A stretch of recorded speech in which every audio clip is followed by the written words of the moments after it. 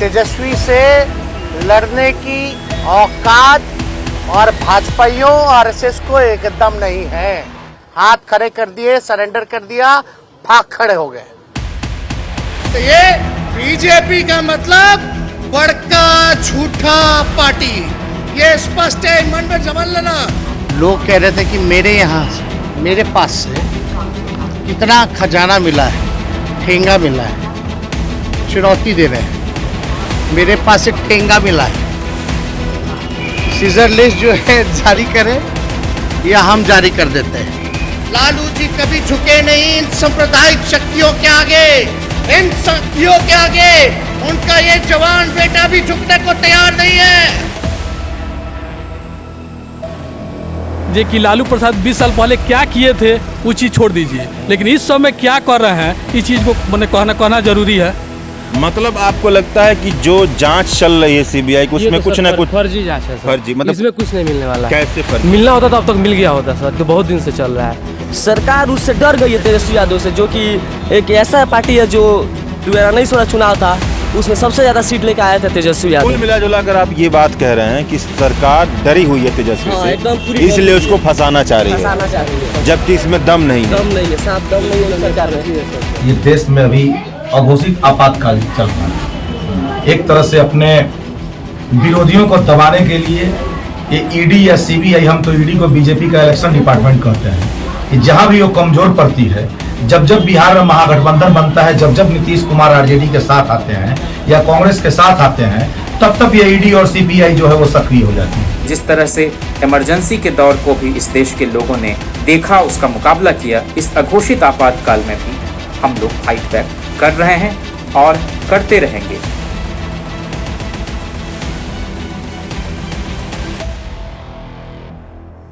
लोकतंत्र की बुनियाद इस बात पर बनती है कि कम से कम चुनाव लड़ने के लिए नियम सबके लिए बराबर होंगे। लोकतंत्र की बुनियाद दरक रही है। भाजपा जब से सरकार में आई है तब से लेकर अब तक अनगिनत उदाहरण हैं जो यह बताते हैं कि वह चुनावी जमीन पर मौजूद अपनी प्रतिद्वंदी पार्टी को साम दाम दंड भेद किसी भी तरह से खत्म कर देना चाहती है। इसमें सबसे बड़ी दुर्गति सीबीआई, ईडी और इनकम टैक्स जैसी संस्थाओं की हुई है, जिसे भाजपा ने अपने इशारों पर नचाने वाली संस्था बना दिया है। साल 2014 से लेकर 2021 के बीच तकरीबन नेताओं के खिलाफ जांच एजेंसियों ने जितने मामले में हाथ लगाया, उनमें से तकरीबन 95% मामले विपक्षी दल के नेताओं से जुड़े थे। इन मामलों में Congress, NCP, Shivsena, DMK, BJD, RJD, BSP, SP, AIADMK से लेकर भारत की तमाम विपक्षी दल की पार्टियां शामिल हैं। यह तो केवल वे मामले हैं जिनका किसी न किसी तरह का रिकॉर्ड दर्ज है। अगर वह भी इसमें शामिल कर दी जाए जो बिना रिकॉर्ड दर्ज है और बिना रिकॉर्ड दर्ज दबाव बनाने से जुड़े होते हैं, तब तो मोदी सरकार के तानाशाही रवैया का प्रचंड रुख दिखेगा। अब की बार मोदी सरकार ने भारत सरकार की जांच एजेंसियों के जरिए लालू प्रसाद यादव और तेजस्वी यादव के परिवार को निशाना बनाया है। नौकरी के बदले जमीन केस में परिवर्तन निदेशालय यानी कि इन्फोर्समेंट डायरेक्टोरेट ने लालू प्रसाद यादव के परिवार से जुड़े तकरीबन 24 जगहों पर छापा मारा है। इसमें लालू यादव की बेटी से लेकर बहू और बेटी के घर से लेकर के समधी के घर तक छापे मारे गए हैं। नौकरी के बदले जमीन का मामला साल 2004 से लेकर के 2009 के बीच का है। इस समय लालू प्रसाद यादव देश के केंद्रीय रेल मंत्री हुआ करते थे।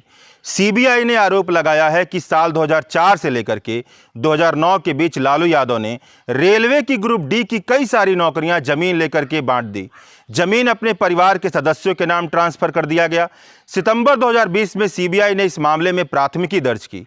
इन्फोर्समेंट डायरेक्टोरेट ने बिहार की हिंदी जनता को अंग्रेजी में ट्वीट कर यह बताया, 24 जगह पर छापे में उसे 1 करोड़ रुपए का पैसा मिला है जो खातों में दर्ज नहीं है। 1900 यूएस डॉलर की विदेशी मुद्रा मिली है, 540 ग्राम के सोने के सिक्के मिले हैं और 1.5 किलो से ज़्यादा सोने के गहने मिले हैं। इस पर ऑल्ट न्यूज़ के पत्रकार अभिषेक ने ट्वीट कर बताया कि इससे ज़्यादा पैसा तो भाजपा सांसद गिरिराज सिंह के घर से चोरी करने वाले चोर के पास बरामद हो गया था। चोर ने कबूला था कि बरामद बैग में पड़ा 1 करोड़ 14 लाख नगद, 600 यूएस डॉलर सोने के आभूषण गिरिराज सिंह के घर से उसने चोरी की, जबकि गिरिराज सिंह ने मात्र 50,000 रुपए चोरी की शिकायत दर्ज कराई थी। साल 2017 में याद करिए 8,000 कथित बेनामी संपत्तियों का आरोप लगा था। तब से लेकर अब तक 6 साल हो गए। इनकम टैक्स, ईडी, सीबीआई ने क्या किया? इसका जांच कहां तक पहुंचा है? मेरी 4 बहनों की शादी साल 2012 के बाद हुई। इनके परिवार वालों का साल 2012 से पहले के घोटाले से क्या लेना देना। छापे पर बिहार के मुख्यमंत्री नीतीश कुमार ने कहा कि हम जब साथ आते हैं तो रेड शुरू हो जाती है। 2017 में भी ऐसा ही हुआ था, अब 5 साल बाद भी वैसा ही हो रहा है। इस पूरे मसले पर मैंने बिहार के पश्चिमी चंपारण जिले के बगहा क्षेत्र के आसपास के इलाकों में रहने वाले बिहार के लोगों से बात की। यह जानना चाहा कि उनकी प्रतिक्रिया क्या है। साथ में उनसे भी बात की जो बिहार की समाज और राजनीति पर गहरी पकड़ रखते हैं। सुनिए उनकी राय। ये बताइए कि अभी जो लालू प्रसाद यादव के पूरे परिवार पर, तेजस्वी यादव के पूरे परिवार पर छापा पड़ा है सरकार का, उसे आप लोग किस तरह से देख रहे हैं? इसके पहले भी छापा पड़ा हुआ था, उसमें कुछ नहीं मिला। और फिर ये बीजेपी का कहा जाए या मैंने जो भी कहा जाए पार्टी पॉलिटिक्स के बारे में, सब लेकर उसी को चल रहा है। यहाँ के मतलब नीतीश जी के मतलब कि लेकर बीजेपी में परिवर्तन होने के कारण चल रहा है। भाजपा तो कहती है कि अगर किसी ने भ्रष्टाचार किया है तो छापा तो पड़ना चाहिए ना। भ्रष्टाचारी को खोजा ना, इतना दिन से आज 20-22 साल से खोज ही रहे ना। इसके पहले FIR हुआ था लालू जी के रिजल्ट। हाँ, उस समय से उनका कानून क्या किया? ठीक। आज उथल पुथल होने के कारण ना मतलब ही हो रहा है। हाँ, तो आप अपना नाम बताइए। सुनील कुमार यादव। तो सुनील जी, आप ये बताइए कि अभी जो बिहार में घटनाक्रम चल रहा है, लालू प्रसाद यादव के पूरे परिवार पे तकरीबन 24 जगहों पे छापा मारा गया, आप बिहार के नागरिक होने के नाते उसे कैसे देखते हैं? वो तो गलत जगह, वो गलत बात है। मतलब कैसे गलत है? भाजपा तो कह रही है जो भ्रष्टाचार कर रहा है उसके साथ कार्रवाई तो होगी ही। कार्रवाई नहीं होना चाहिए। क्यों नहीं होना चाहिए बताइए? इसलिए नहीं होना चाहिए जी कि पहले बताया जा रहा है जी कि लालू यादव जमीन लेकर नौकरी देते थे। ठीक है। लेकिन अब पता नहीं अंदर जो भी बात है, मैंने अंदर लालू प्रसाद यादव आज 20 साल रेल मंत्री थे तो क्या इन्हें क्या किए क्या नहीं किए। ठीक है। उसके बावजूद भी मैंने CBI यह कह रही है कि 20 जमीन लेकर लालू प्रसाद यादव रेलवे में नौकरी दिए, या उनके पास गहना है, बिखो है, सब कुछ है, सब पैसा है, सब कुछ है। लेकिन इनके कहने का मतलब हमको यही है जे कि लालू प्रसाद 20 साल पहले क्या किए थे वो चीज़ छोड़ दीजिए, लेकिन इस समय क्या कर रहे हैं इस चीज़ को मैंने कहना जरूरी है। ये तो सर षड्यंत्र के तहत उसको फंसाया जा रहा है। षड्यंत्र किस तरह का षड्यंत्र? बात ये है कि जब चुनाव आता है तभी ये लोग अपना चालू करते हैं। चुनाव नहीं रहता है तो ये लोग कहीं कुछ नहीं होता है। और दूसरी बात ये भी है कि आज से 20 साल पहले जो जमीन का कीमत 4 लाख है, वो जमीन आज 40 करोड़ का भी हो सकता है, वैल्यूएशन बढ़ सकता है, संपत्ति उसका हो सकता है।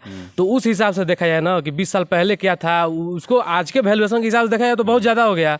मतलब आपको लगता है कि जो जांच चल रही है CBI को, उसमें कुछ ना कुछ फर्जी जांच है सर। फर्जी मतलब इसमें कुछ नहीं मिलने वाला है। कैसे फर्जी? मिलना होता तो अब तक मिल गया होता सर, तो बहुत दिन से चल रहा है। अब भाजपा का सब जगह सरकार करना चाहते हैं, डिटेक्टरशिप तानाशाह बनना चाहते हैं। दूसरे किसी को आने देना नहीं चाहते हैं, बस जहाँ हो भाजपा हो।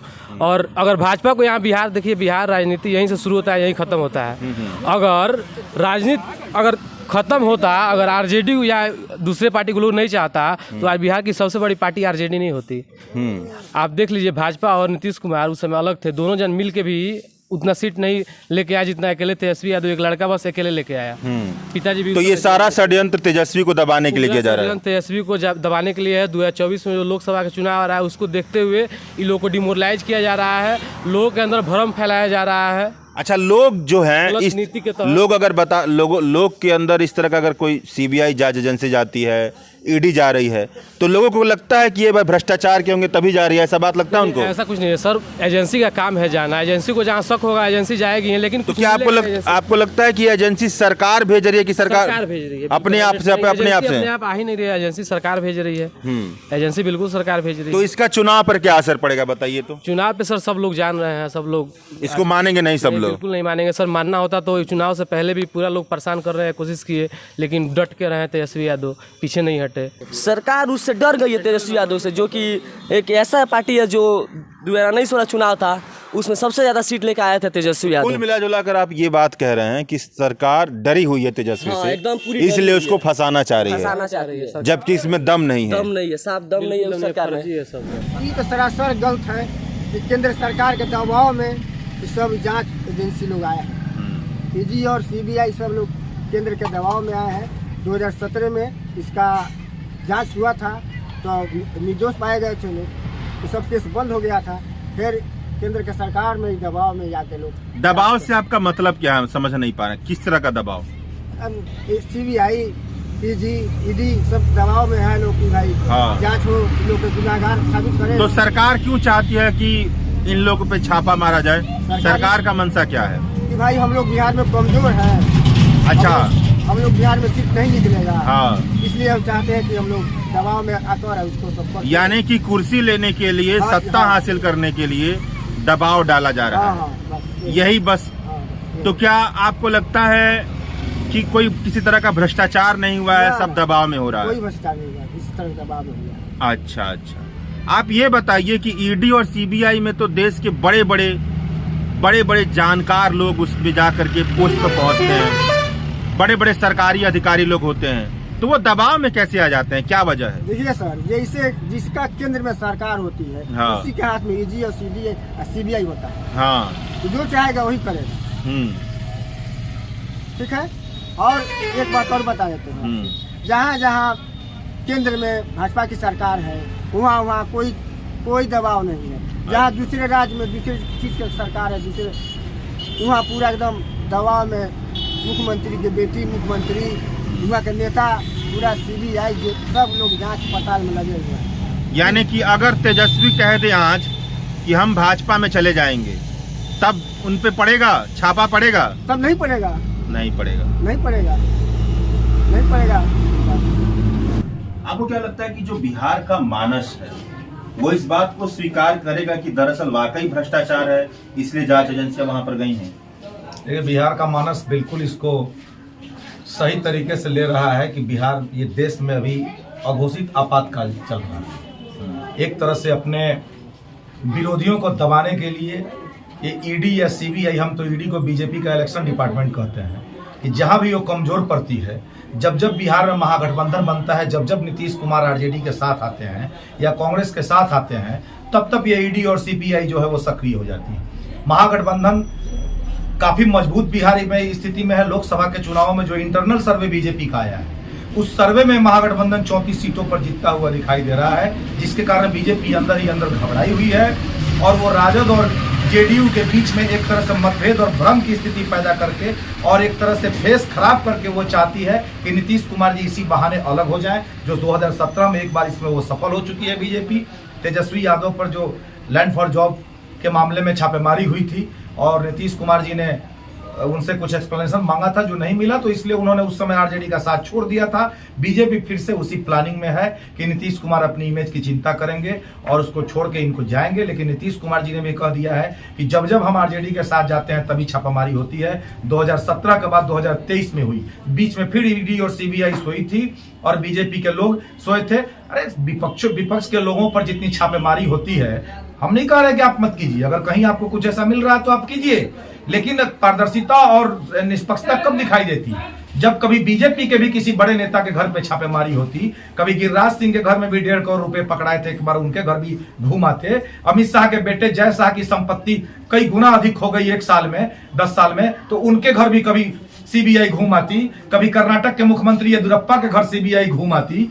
बहुत सारे लोग ऐसे हैं। अच्छा, आप एक बात बताइए, थोड़ा सा हम राजनीति को एक अलग जगह पे छोड़ देते हैं। ये सब कुछ आपको दिख रहा है कि ये संस्थाएं बहुत जरूरी संस्थाएं हैं, सीबीआई, ईडी, इन्हीं संस्थाओं से कोई सरकार और कोई लोकतंत्र चलता है। ये संस्थाएं ऐसी लगती हैं कि जेब में सरकार के गिरवी रख दी गई हैं। उसके बावजूद भी आखिरकार ऐसा क्या है कि भाजपा का जो चुनावी मशीन है, चुनावी सत्ता है, वो मजबूत पे मजबूत होते जा रहा है?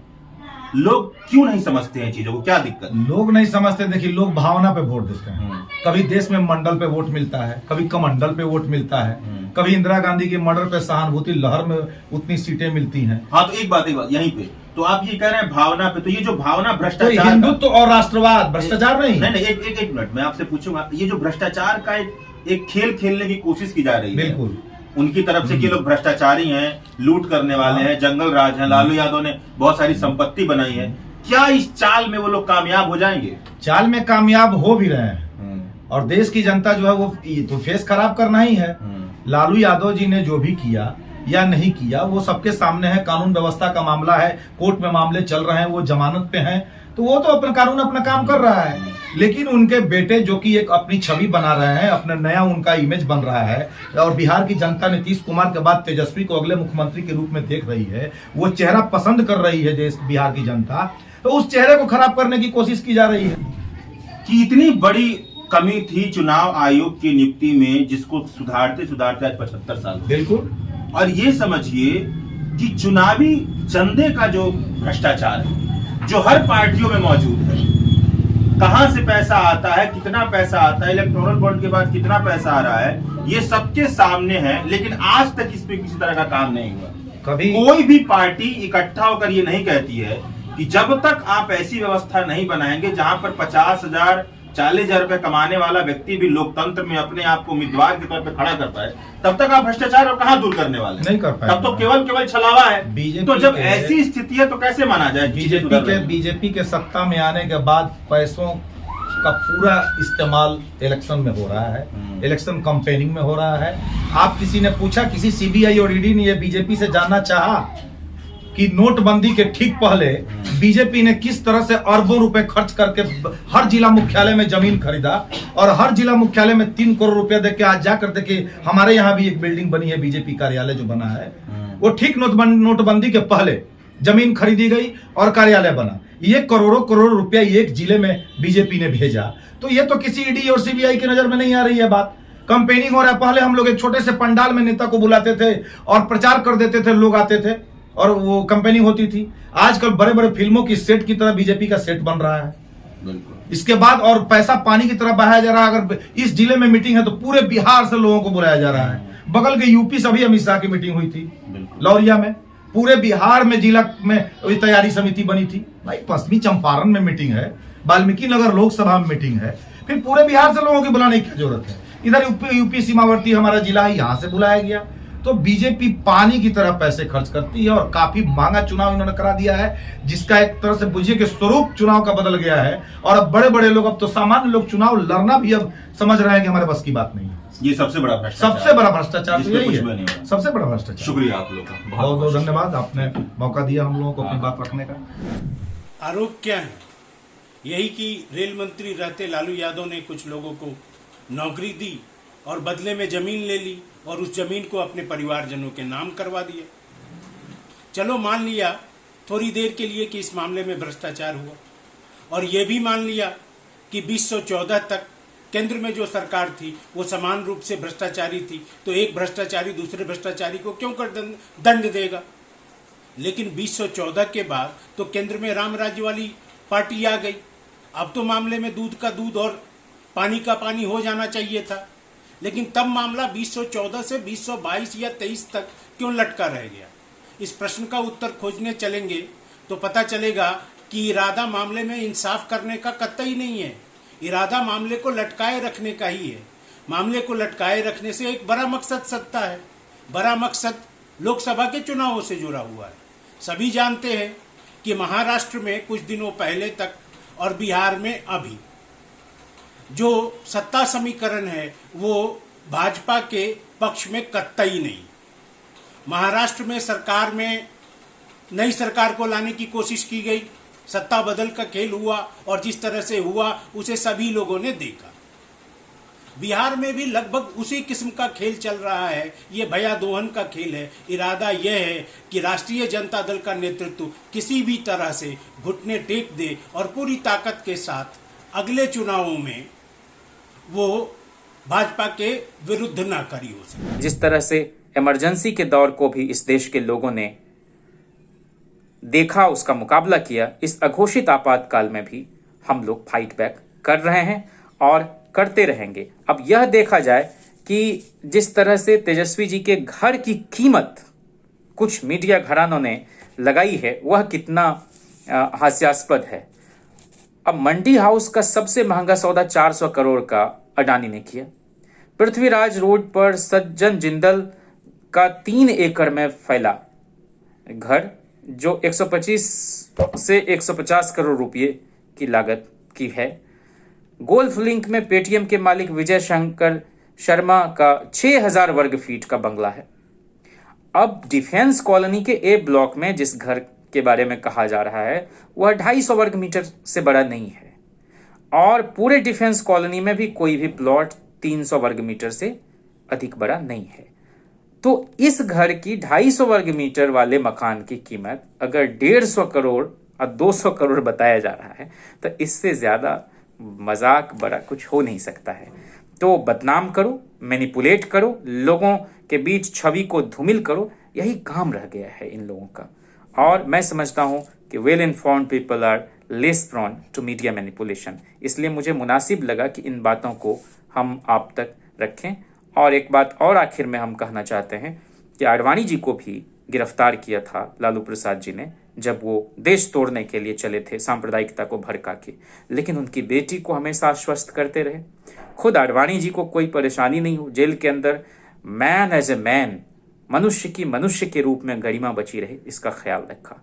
तो इस तरह की राजनीति कहीं भी हमें ले नहीं जाएगी और दिन ब दिन इसका स्तर अगर इसी तरह से गिरता रहा तो ये अच्छी बात नहीं होगी। हम लोग आने वाले चुनाव में नागरिक अधिकारों की हिफाजत, लोकतांत्रिक मूल्यों की रक्षा, संवैधानिक मर्यादा का पालन कैसे हो सके और आने वाली सरकार उसका किस तरह से ख्याल रखे, इन्हीं मूल्यों, इन्हीं सवालों पर जाएंगे। लोगों को की शक्ति में हम लोगों को भरोसा है। अगर उसको हम जागृत कर पाए तो मैं समझता हूं कि देश की बड़ी सेवा होगी।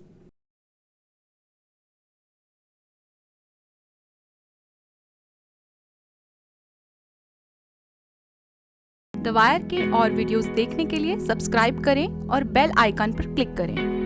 स्वतंत्र पत्रकारिता की आर्थिक मदद करने के लिए डिस्क्रिप्शन में दिए गए लिंक पर जाएं और अपनी राशि चुनें।